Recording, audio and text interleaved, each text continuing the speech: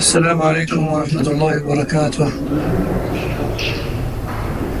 إن الحمد لله نحمده ونستعينه ونستغفره ونعوذ بالله من شرور أنفسنا ومن سيئات أعمالنا.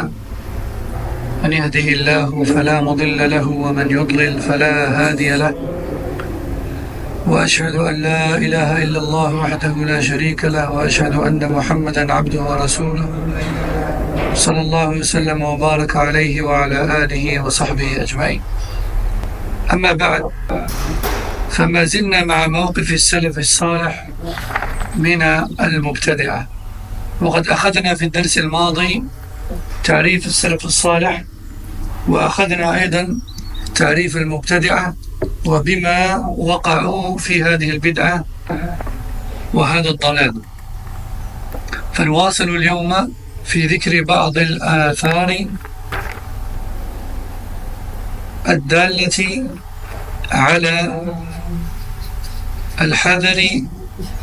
على حذر وتحذير السلف الصالح من المبتدعة. Donc nous sommes toujours avec le chapitre 9 qui s'intitule La position des pieux prédécesseurs vis-à-vis des innovateurs. Et la semaine dernière, on a vu ensemble qui sont les pieux prédécesseurs, tout comme on a vu également ensemble qui sont les innovateurs et comment est-ce que la personne peut tomber parmi eux, parmi les innovateurs. Et aujourd'hui, Inch'Allah, nous allons continuer la lecture de quelques textes ou quelques paroles de pieux prédécesseurs, à commencer par notre prophète sallallahu alayhi wa sallam, qui prouvent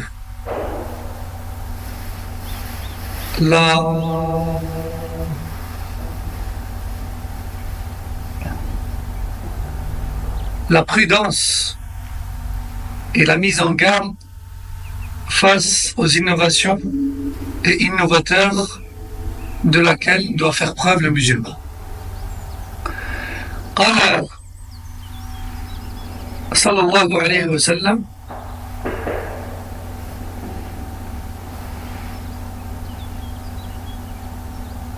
ما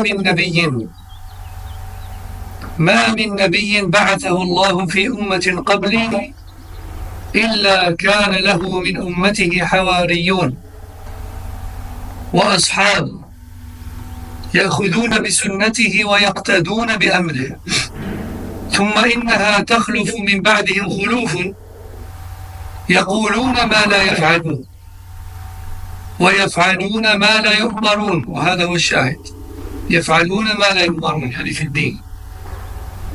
فمن جاهدهم بيده فهو مؤمن، طبعا هذا خاص بأهل السلطة. ومن جاهدهم بلسانه فهو مؤمن، وهذا لأهل العلم. ومن جاهدهم بقلبه فهو مؤمن، فهذا لكل مسلم. وليس من وراء ذلك من الإيمان حبة خردل. رواه مسلم. وعن ابن مسعود رضي الله عنه أنه قال صلى الله عليه وسلم: يخرج في آخر الزمان قوم أحداث الأسنان. وأحداث الأسنان يعني صغار سن، شباب، أغلبهم من الشباب.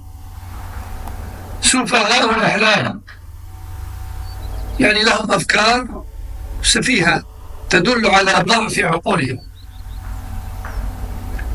يقولون من خير قول الناس، يعني يسحلون الناس بكلامهم.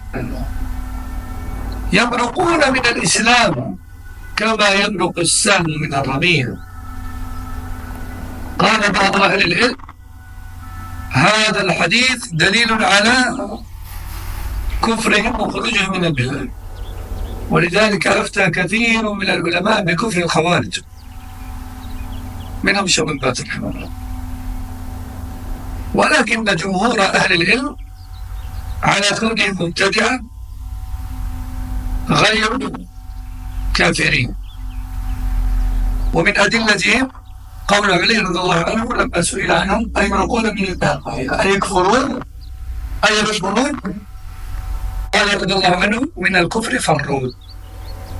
قال من الكفر فرون، ففهم من كلامه أنه لا يراهم كفارا، والله أعلم. إذا قال عليه الصلاة والسلام في هذا الحديث يمرقون من الإسلام كما يمرق السهم من الرمي. كيف يمرقون؟ فمثلا باعتقادهم كفر من هو مسلم، وقد قال عليه الصلاة والسلام من قال لأخيه يا كافر فقد باء بها أحدهما. ويفعلون من الأشياء ما لا يفعله المسلم بمسلمه. قال عليه الصلاة والسلام من لقيهم فليقتلهم، طبعا هذا خاص بأهل السلطة، فإن في قتلهم أجرا لمن قتلهم عند الله يوم القيامة. رواه مسلم. والمعنى بهذا الحديث هم الخوارج، والمعني بهذا الحديث هم الخوارج، وقد قاتلهم رسول الله صلى الله عليه وسلم، وقد قاتلهم أصحاب رسول الله صلى الله عليه وسلم مع علي بن أبي طالب رضي الله عنه في معركة النهروان. فلهذه النصوص المتقدمة وما في معناها فقد حذر أئمة السلف من البدع والمبتدعة، وامتلأت كتبهم ومؤلفاتهم بالرد على البدع وأهلها والتحذير من ذلك. Le prophète sallallahu alayhi wa sallam a dit Allah Jalla wa Ala n'a envoyé de prophète avant moi sans lui donner des compagnons et des personnes qui le soutiennent et qui l'accompagnent. Et tous les prophètes ont eu du soutien parmi les croyants. Certains plus que d'autres, mais ils en ont tous eu. Un minimum de. Ils ont eu du soutien dans leur entourage. Des compagnons qui suivent leur voie, qui les prennent pour exemple et qui mettent en pratique leurs ordres.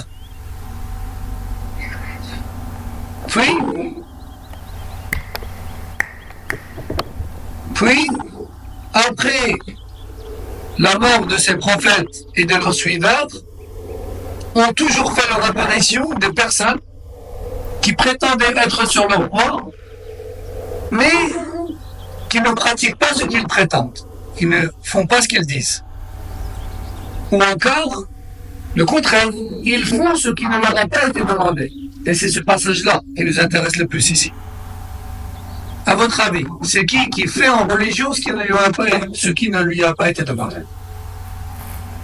Hein? Une pratique religieuse qui n'a pas été révélée. C'est une sunna? C'est quoi alors? C'est une innovation. Et les adeptes des pratiques qui n'ont pas été prescrites par Allah, ce sont les innovateurs. Donc il dit quoi dans le hadith?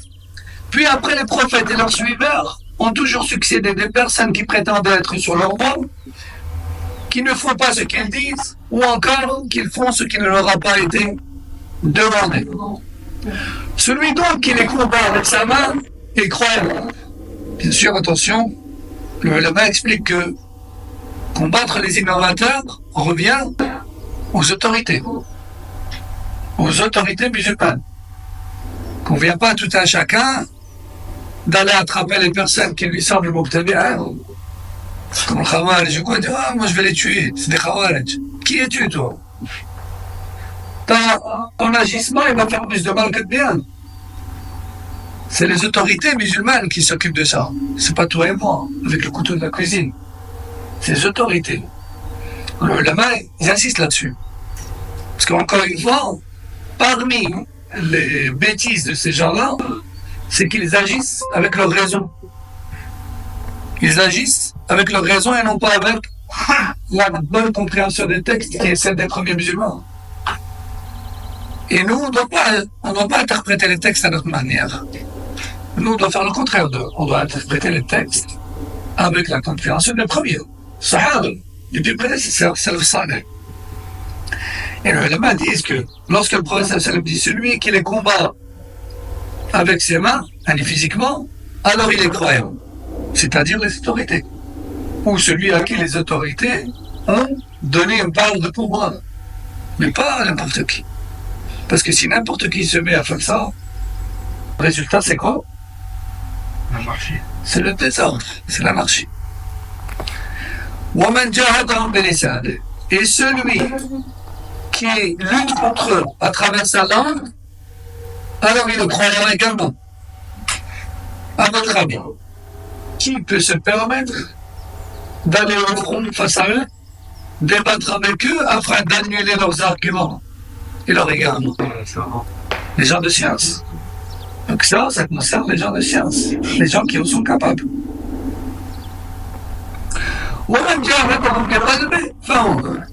Et celui qui les combat et qui les rejette dans son cœur est également croyant.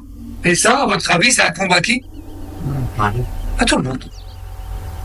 À toute personne qui suit l'islam authentique. À tout musulman. Tout musulman qui suit l'islam authentique est censé rejeter les innovations et les innovateurs et ne pas les aimer, du moins pas pour la part d'innovation qu'ils ont en eux. Pourquoi? Car personne ne peut l'empêcher. Quel empêchement on aurait à rejeter et ne pas aimer une personne pour Allah? Qui peut nous empêcher? Personne ne peut nous en empêcher. C'est pour ça qu'il a dit juste après. Mais après cette étape-là, il n'y a pas de plus que la taille d'un grain de moutarde de fond dans le cœur. Après ça, et en gros, c'est le minimum. Le minimum pour le musulman, c'est de détester dans son cœur les innovations et les innovateurs. Et les mensonges proférés sur Allah et les menteurs à venir. Parce qu'une innovation, c'est quoi? C'est une prescription à la part d'Allah. À la place d'Allah. C'est une décision à la place d'Allah. Ou une prétention sur Allah d'une chose qu'il n'a pas dite. Donc c'est très grave, l'innovation. C'est pour ça qu'il a dit, et celui qui rejette les innovations et les innovateurs avec son cœur, il est croyant, et il n'y a pas derrière cela de foi. C'est le minimum. C'est le minimum. Rapporté par Muslim. Ça ne veut pas dire que celui qui ne rejette pas les innovateurs dans son cœur, par exemple parce qu'il est ignorant, donc il n'est pas musulman, parce qu'il n'a pas de foi. En fait, ici, lorsqu'il dit qu'il n'y a pas de grain, il n'y a pas d'équivalent de grain de moutarde après cela, ça ne veut pas dire qu'il ne reste plus de foi dans son cœur. Ça veut dire qu'il n'y a pas plus petit parmi les actes de foi qui servent à rejeter ce qu'Allah déteste. C'est ça que ça veut dire en fait. Il y a agir physiquement. C'est énorme.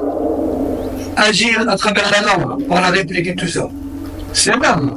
Mais celui qui peut ni l'un ni l'autre, lui, il lui reste quoi? Le rejet avec le cœur. Donc en fait, ce qu'il a statué en taille ici, dans la foi, c'est les choses avec lesquelles on rejette cet égarement. Mais une personne qui, par exemple, est ignorante et qui ne rejette pas les innovations et les innovateurs, on ne peut pas dire qu'il n'y a plus d'iman dans son cœur. C'est pour ça que ça veut dire. Parce que tout le monde a compris cette précision-là. Hein? Tout le monde a compris. Parce qu'on a dit plusieurs fois dans le Durus que la foi, elle s'exprime.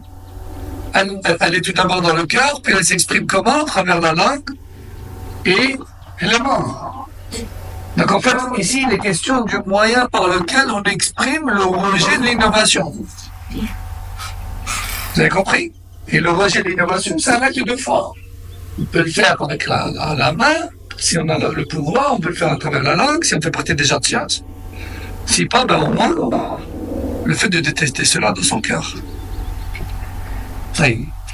D'après Ibn Mas'ud, le prophète sallallahu alayhi wa sallam a dit, à la fin des temps, feront leur apparition un groupe de gens composé majoritairement de jeunes aux idées bêtes, et aux idées bêtes prouvant les raisons limitées de ces gens. Ils sont limités dans leur tête. Ils prononceront de belles paroles. Et pourtant, ils sortiront de l'islam aussi vite que la flèche transperce sa cible. Quiconque les croise, qu'il les tue. Car il y a en cela une énorme récompense pour lui le jour de la résurrection. Maintenant, je vais vous poser des questions sur ce hadith. Et ceux qui veulent répondre, qu'ils lèvent la main. À votre avis, lorsqu'il dit quiconque les croise, qu'il les tue, qui est concerné par cette prescription? Les autorités. L'autorité musulmane. L'autorité. Lorsqu'il dit alayhi salam feront leur apparition à la fin des temps, à votre avis, c'est quand la fin des temps? C'est quand qui feront leur apparition, ces gens-là?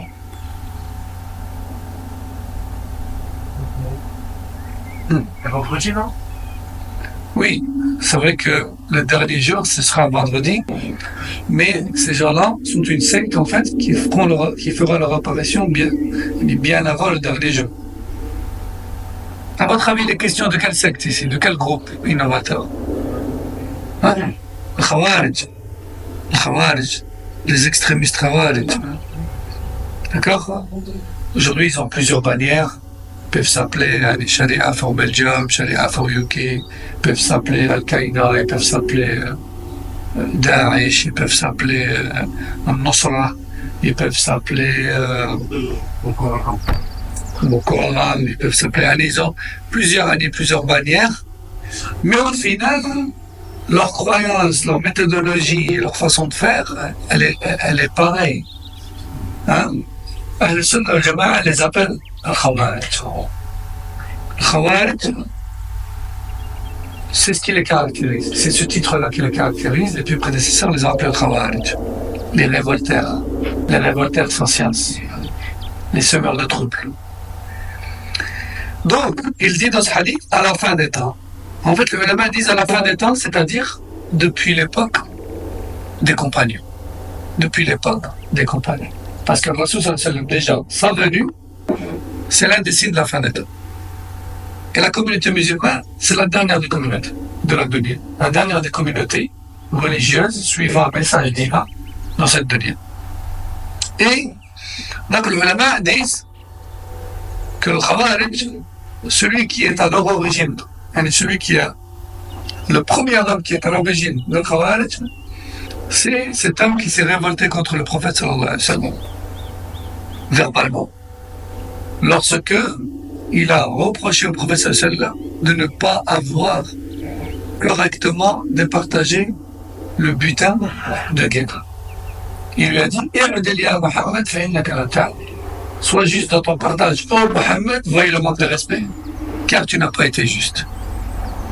Et à ce moment-là, le Rasul sallallahu alayhi wa sallam a dit cet homme aura parmi sa descendance des hommes, puis il a donné une description de Khawarij.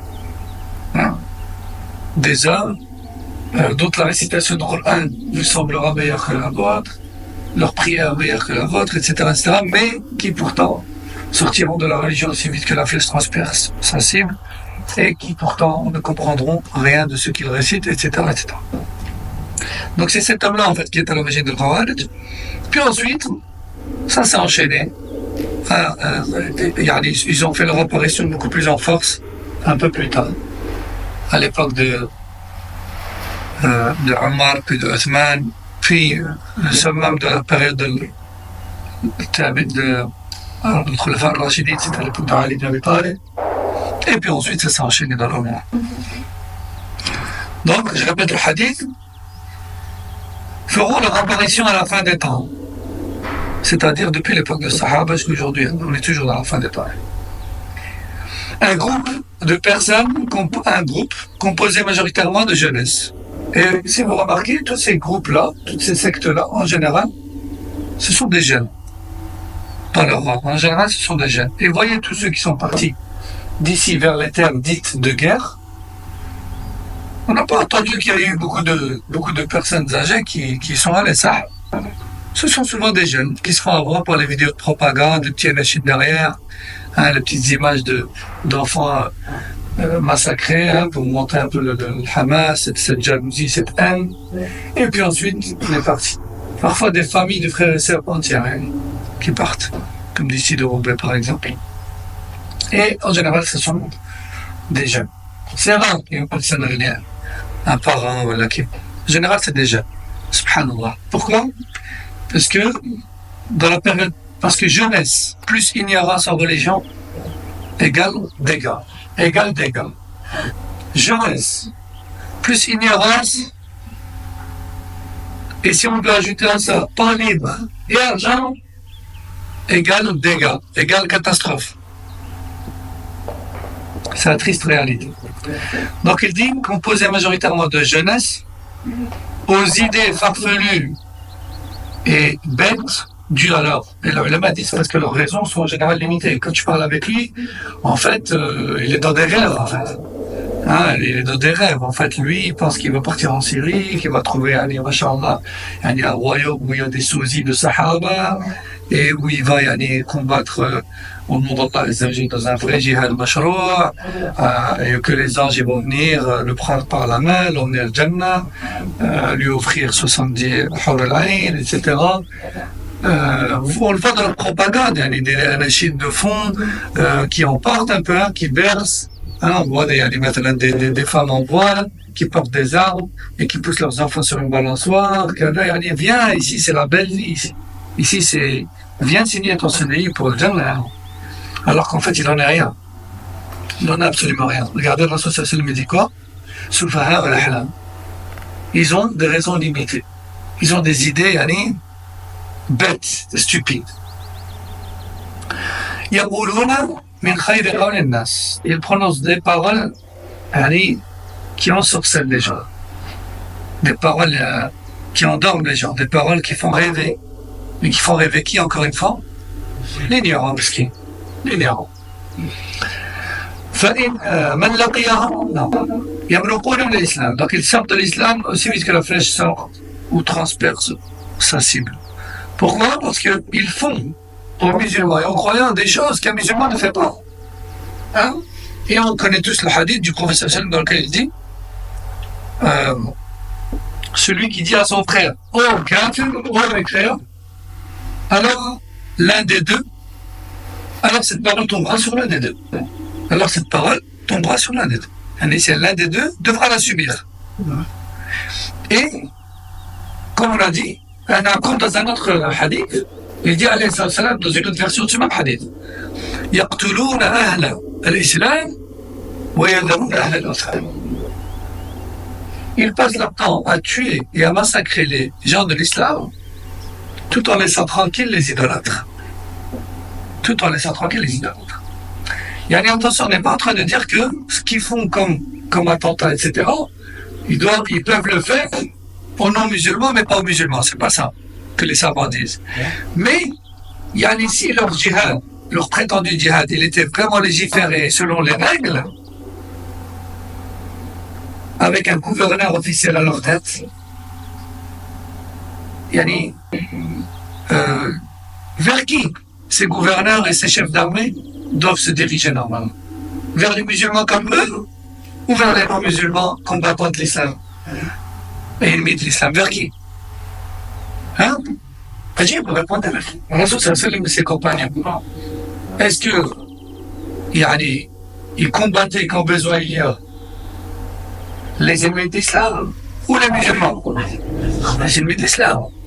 Rasul sallallahu dit dans ce hadith, ils passent leur temps à massacrer les gens de l'islam et ils laissent indemnes les idolâtres. Ça, c'est l'un des signes de l'Khawarij. Et comme je dis à chaque fois, l'Occident, depuis plus ou moins 20 ans, se plaint et tire des sonnettes d'alarme un peu partout dans le monde par rapport au terrorisme dit islamiste, comme ils l'appellent, en prétendant que l'islam les vise. Hein? Alors qu'en réalité, premièrement, les auteurs de ces actes ne représentent pas l'islam, tandis qu'ils sont une secte qui s'appelle Khawarij. Et numéro 2, les premières victimes de Khawarij, depuis l'époque de Sahaba, ce sont les musulmans eux-mêmes, et pas les occidentaux. Ça, c'est tout récent, c'est tout nouveau. Et c'est pas bon pour faire leur avocat. Ils n'ont aucun droit de faire ce qu'ils font. Mais si les Khawarij se sont mis à s'en prendre aux occidentaux, à partir aussi loin pour attaquer des pays aussi lointains, c'est parce que ces pays lointains, ils considèrent, en tout cas que ces pays lointains, se sont mêlés de leurs affaires dans leur terre. En fait, c'est ça la raison. Lorsque certains pays occidentaux ont tenté de rétablir l'ordre à leur manière, bien sûr, là-bas, là où se trouve le Khawarij ont répliqué dans leur pays. C'est juste ça. Mais auparavant, personne n'entendait parler de l'Occident. Pourtant, les musulmans et les savants d'islam mettent en garde contre eux et font couler de l'encre depuis des siècles. Depuis des siècles. Alors, donc les premières victimes depuis plus ou moins 1400 ans, c'est les musulmans eux-mêmes. C'est les musulmans eux-mêmes. Donc, Rasul sallallahu alayhi wa sallam dit, ils sortent de l'islam aussi vite que la flèche transperce sa cible. Et sur ce passage, certains ulama, ou de ce passage, certains ulama ont tiré l'apostasie de cette secte qui est le Khawarij. Parmi eux, Cheikh Ben Baz, il dit que de par leurs actes, et sur base de ce hadith, le Khawarij, qui agissent en connaissance de cause, qui sont prévenus, contre qui les preuves ont été établies malgré celles qui persistent dans leur voie, ce sont des kuffars. Ce sont des kuffars, sa preuve c'est ce hadith et d'autres textes encore. Cependant, la majorité des savants de l'islam sont d'avis que ce sont des innovateurs égarés, mais pas des kuffars. Une minorité les considère kuffars, une majorité non. Et leur dernier, c'est quoi? C'est la parole d'Ali ibn Abi Talib. Lorsqu'il a été questionné, quand il a dû affronter le Khawarij, ils lui ont dit Ayakfurun, est-ce qu'ils sont apostats par ce qu'ils font? Est-ce qu'ils tombent dans la mécréance? Et Ali ibn Abi Talib a répondu, c'est plutôt de la mécréance qu'ils tentent de s'échapper. C'est plutôt à la mécréance qu'ils tentent d'échapper. Donc, les savants tirent de cette parole d'Ali ibn Abi Talib qu'ils ne les considèrent pas mécréants. Ils les considèrent plutôt ignorants, qui tentent de faire une chose tout en tombant dedans. Wallahu ta'ala. Toujours est-il que ce sont des innovateurs égarés. Puis il dit, quiconque les croise alors qu'il les tue. On a compris à qui il s'adresse, aux autorités. Puis il dit, il aura en cela une récompense le jour de la résurrection. Apporté par Muslim. D'ailleurs, ces Khawarij, les compagnons du prophète sallallahu alayhi wa sallam les ont combattus avec Ali ibn Abi Talib dans la fameuse bataille de Nahrawan. Donc, sur base de tous ces textes et d'autres encore, on voit clairement comment est-ce que les plus prédécesseurs, avec à leur tête notre prophète sallallahu alayhi wa sallam, prenaient garde et mettaient en garde contre les innovateurs dans la religion. Et pour celui qui se demande, c'est quoi les innovations allemandes égarées comme ça et pourquoi méritent-ils autant de dureté, etc., les innovateurs, il peut revenir au cours précédent et on peut, s'il n'a pas accès au cours précédent, il lui suffit de revenir au cours de la semaine dernière où on a résumé un peu la chose. Vous pouvez le trouver sur Telegram.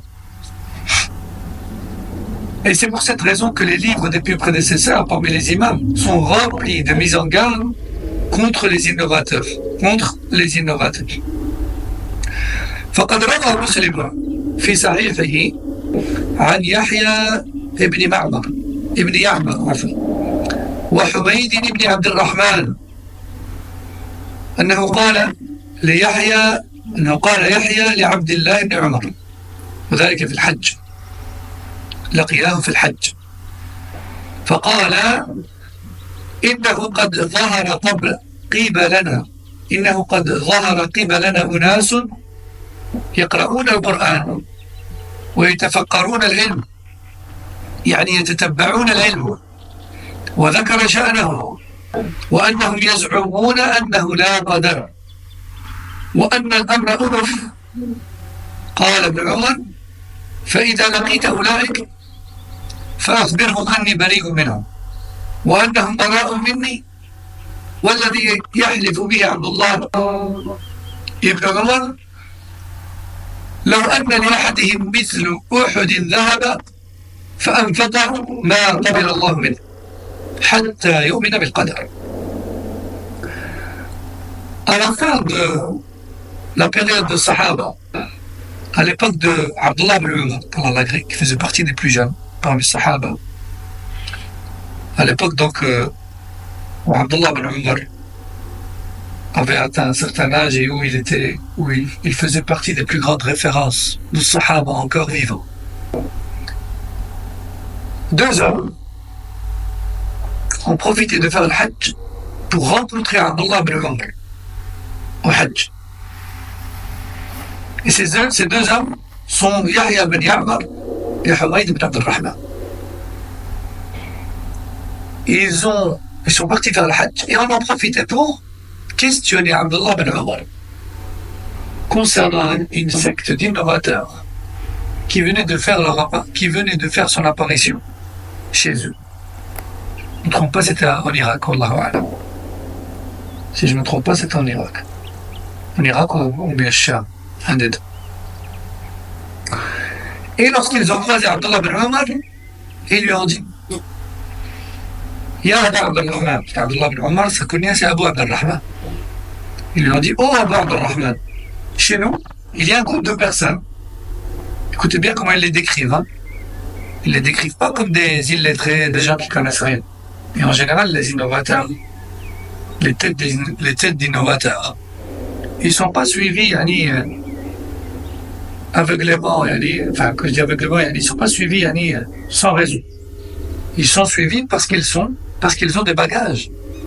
Ils sont suivis par les gens parce qu'ils ont une éloquence, des bagages, du savoir, dans lequel se cachent des idées, des gammes. Hein, parfois, quand on dit aux gens, tu sais, tel ou tel prêcheur, fais attention à lui. Vaut mieux que tu écoutes des prêcheurs qui ne propagent pas d'innovation. Parce que ce prêcheur-là, les grands savants de l'islam, lui ont reproché des innovations dans ses discours. Des choses qui ne font pas partie de l'islam. Tu dis non, moi je l'ai écouté, moi j'ai rien vu. Il dit que des bonnes choses. Ah, c'est bien. Hein? Comment?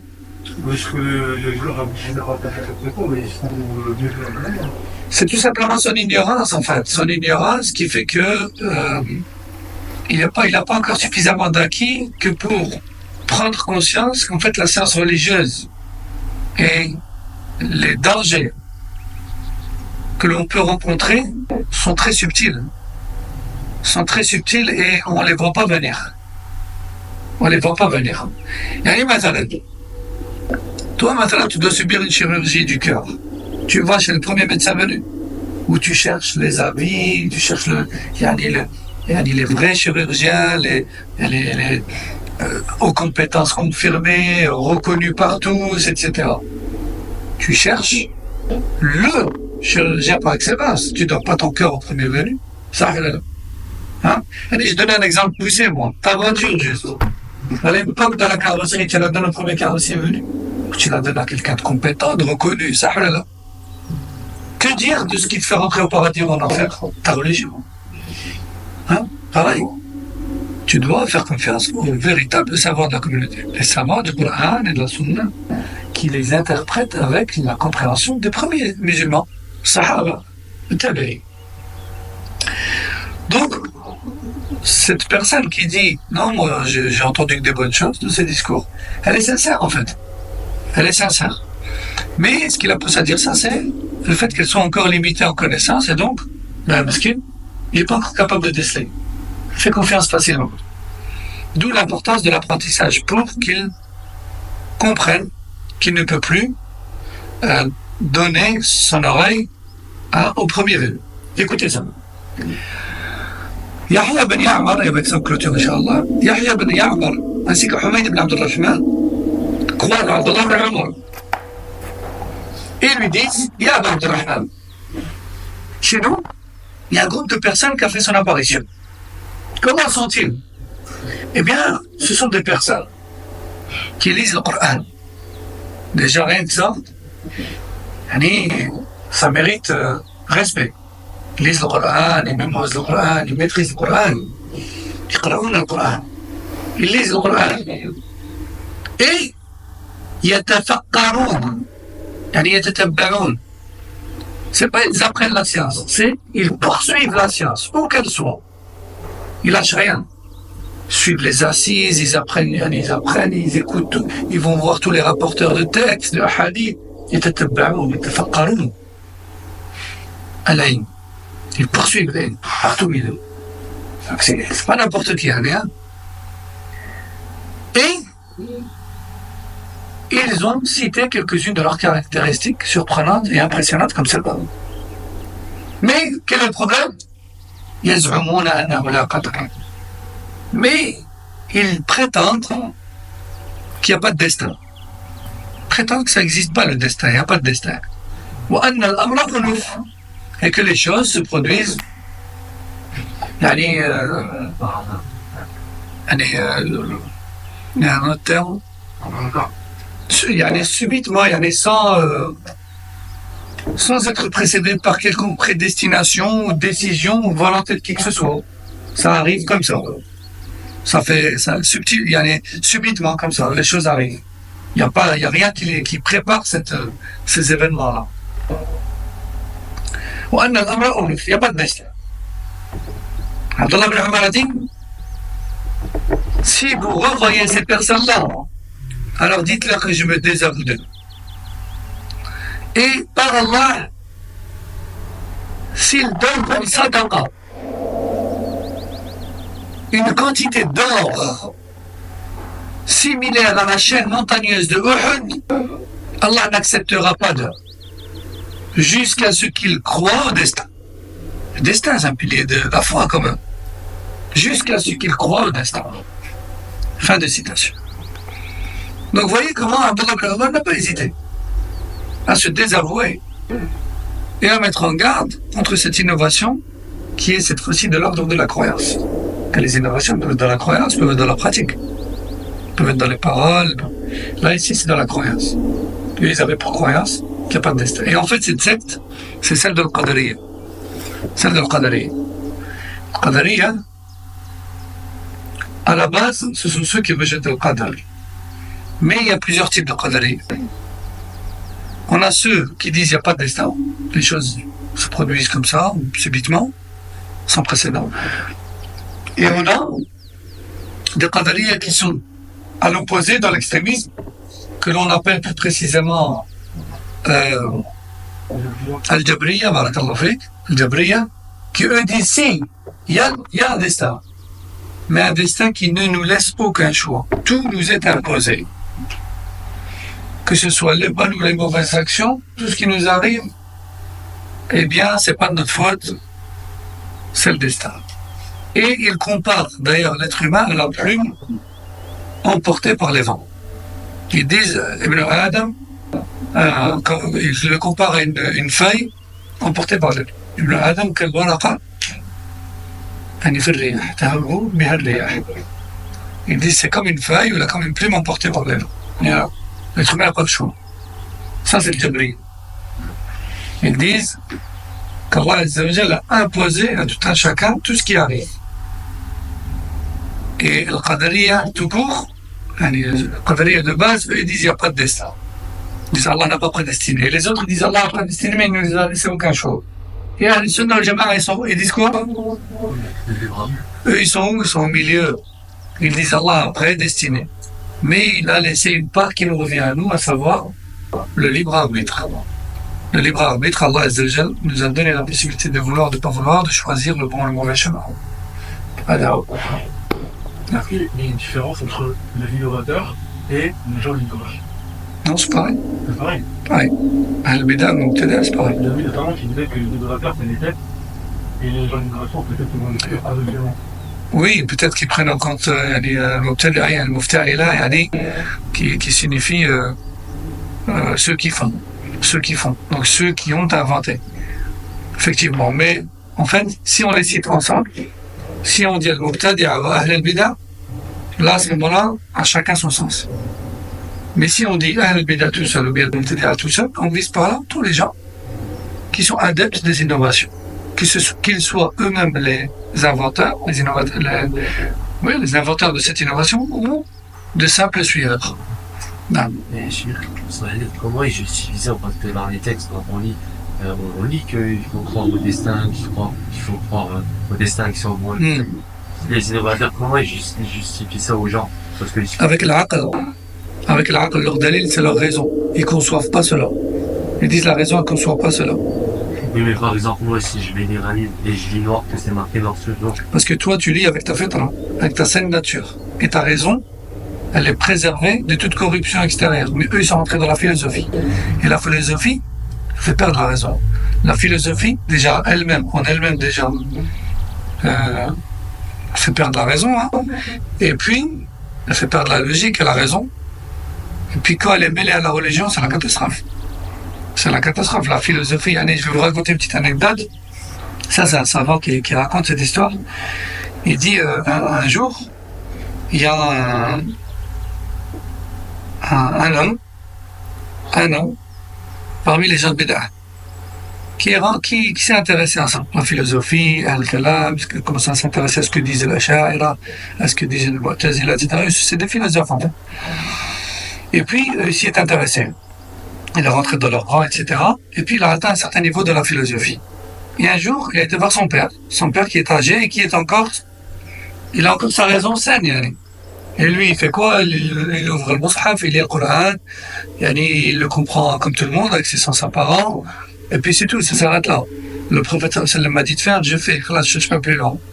Le Coran et le Sunnah ont été révélés ils sont simples à comprendre, de sorte à être accessibles pour tout le monde.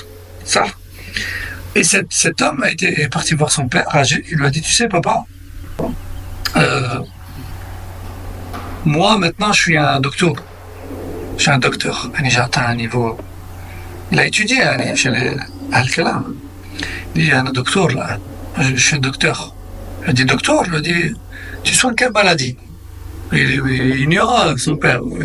Pour lui, docteur, c'est médecin. Il a dit, tu soignes quelle maladie? Il a dit, non, c'est pas ça, je soigne pas de maladie.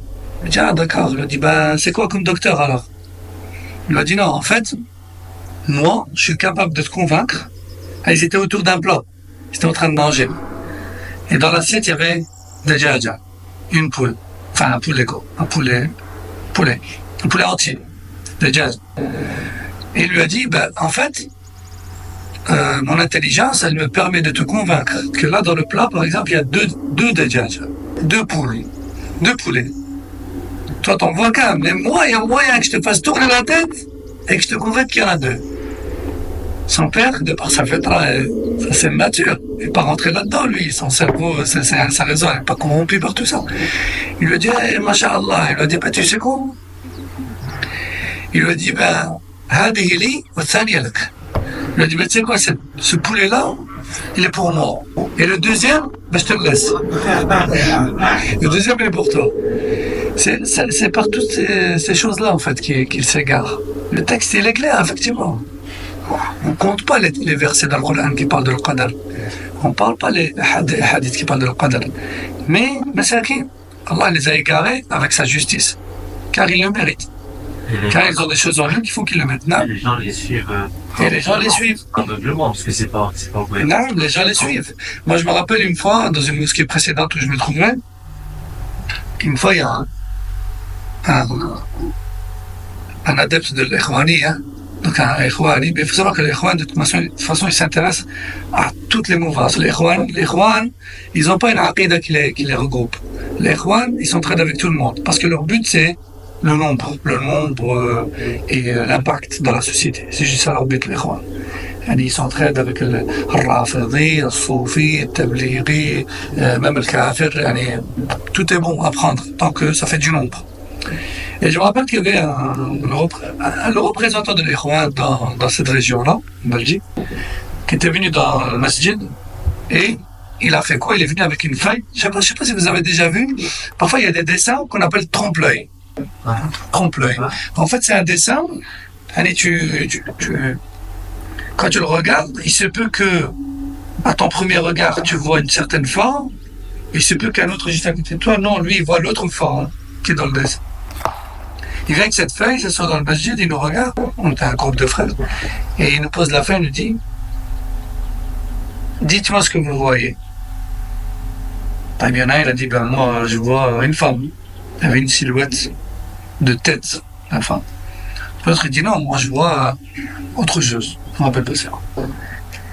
Et puis, ensuite, on lui dit, ben, Khalas, maintenant, t'as répondu, c'est quoi le jeu? C'est un jeu de société, voilà, c'est quoi exactement?